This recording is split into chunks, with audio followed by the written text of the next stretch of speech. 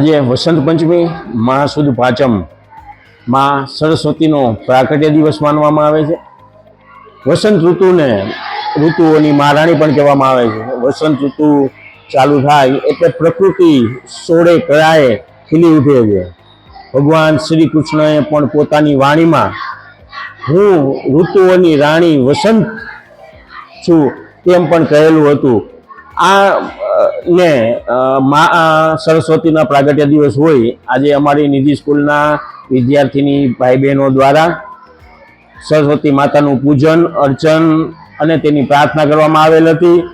મા સરસ્વતીના આજના પ્રાગટ્ય દિવસે જ્યારે વિદ્યાર્થીઓ વિદ્યાભ્યાસનો પ્રારંભ કરે છે, નવું એડમિશન જ્યારે લેવાનું હોય છે, નવો પ્રવેશ શાળાની અંદર મેળવવાનો હોય છે, ત્યારે આ વસંત પંચમીને શુભ માનવામાં આવે છે અને દરેક બાળકને નવો પ્રવેશ મેળવવા તાણે તેના વાલીઓ દ્વારા વસંત પંચમીના દિવસે પ્રવેશ લે છે।